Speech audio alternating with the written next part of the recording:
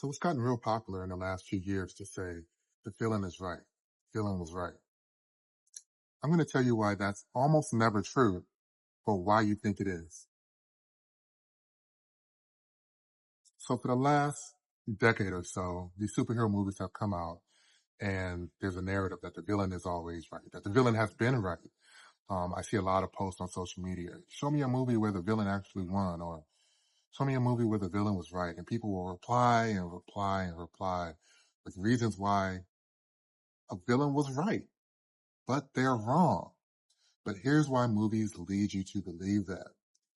What happens is movies make the villains complex and the heroes very simple. And then you identify more with the villain because they have a purpose and a reason for what they're doing. And you can accept the loss. So let's look at a villain in a movie in general without using specific examples first. Here comes the villain, big bad villain, and he has a plan to do something. Not to hurt someone specifically, but usually to make life better for all of humanity or a specific large group of people, right? As they go to enact that plan, somebody might get hurt. We call it collateral damage, right? Something is going to happen. They might have to kill somebody or murder somebody, or somebody dies, or they have to steal something even. Some form of crime is committed for them to move their goal forward. Now, as humans, as regular people every day, we understand that sometimes for the greater good, losses have to happen.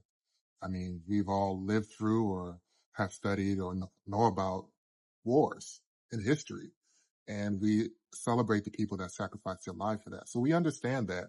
So when the villain kills somebody early in the movie on the way to their goal, especially if it's not someone important, I mean, like the Game of Thrones level where somebody dies early in the movie that you wouldn't expect to, like a main character. If it's just like some people or they steal something even, we know that they have a bigger goal and they have a reason for what they're doing and they have a logic behind their plan to make the world better. Now, the heroes often just see the crime and they become very binary. You did something bad, I have to stop you. But in these movies, the heroes never offer a rebuttal to the bad guy's plan. So the bad guy killed somebody, the bad guy stole something, the bad guy lies. I have to stop them because of that. They want to take over the world, and that's going to hurt a lot of people in the process. But that's the only reason they have to stop them. But we need the logical argument, the other side of the coin, of why the villain's plan actually won't work. And most of these villains in these movies have plans that have huge holes in them. They just won't work. Without going through a lot. Thanos is a big one that people say. Thanos was right, but it just doesn't work like that. And we see even in Marvel now, they jump ahead 5 years and there's a psychological aspect of damage from people that are still alive for the people that passed. But that's part of the reason the plan wouldn't work. Also, it just doesn't make sense. And I'm not here to think and offer the rebuttal. Maybe you can. And then Thanos was right, but I don't believe that. Killing half the people does not solve the problem, or it doesn't solve enough problems. Maybe there are more resources for the remaining population, but it doesn't change humanity. It doesn't make people better. And if anything, it creates an anarchy or survival of the fittest mode that's going to kill even more people and set us back even further as a species. Could lead to the end of humanity. There's less trust. There's less the idea that we'll all come together. I mean, these are all just anything that one of the good guys could offer as a rebuttal to him, whether it be Thanos or Killmonger or any number of other bad guys, Avatar movies, Joker, any Batman villains, Bane, the ones that people say, oh, he was right, or there was part of his plan that was right. The good guy has to offer the reasons why it's not. And if you watch old Star Trek, really any of the series, but I want to point especially to the Next Generation, you will see Bad guys have a plan, and then the good guys debate that, or they debate it with the bad guys, and both sides are presented.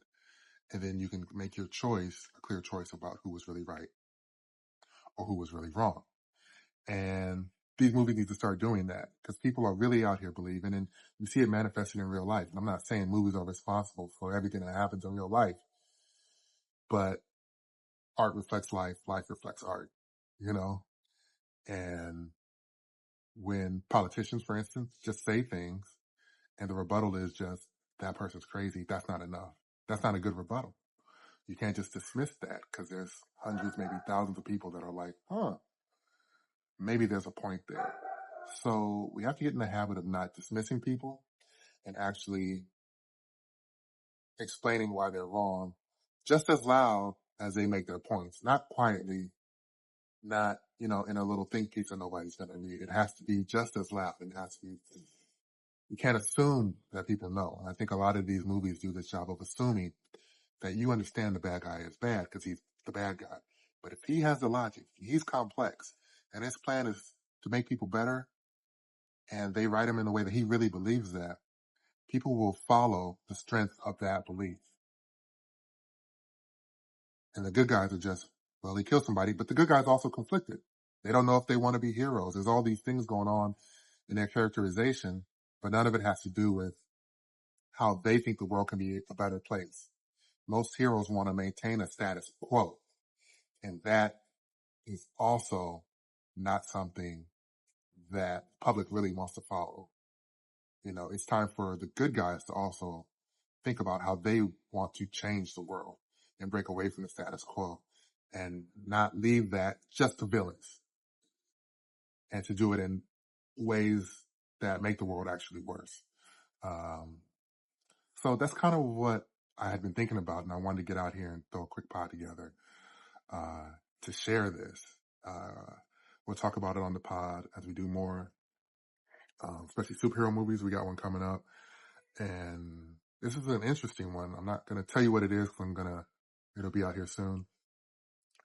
But in rewatching it, really want to see, like, what is the argument against the bad guys? Because the bad guys aren't coming in just like, we just want to kill everybody. They're like, we want to change this thing that might lead to a few losses, but after that, it'll be better. Because the good guys also are killing a lot of people. They have a lot of collateral damage in their battles as well. So it's not like they're so good that nobody's getting harmed. A lot of people are getting harmed in these fights. So as a good guy, you seem just as bad and destructive as a bad guy, which these movies kind of hint at addressing, but it doesn't solve the problem that the good guys need a plan, a model, an ethos, something about how the world will be better besides just them being a hero, because they can't solve every problem with their superpowers, and they can't change the nature of humanity with their machines or powers. So think about it, and it's open for discussion. I'd love to talk about it more. We definitely will. Stay tuned. More pods, more content coming. Happy New Year.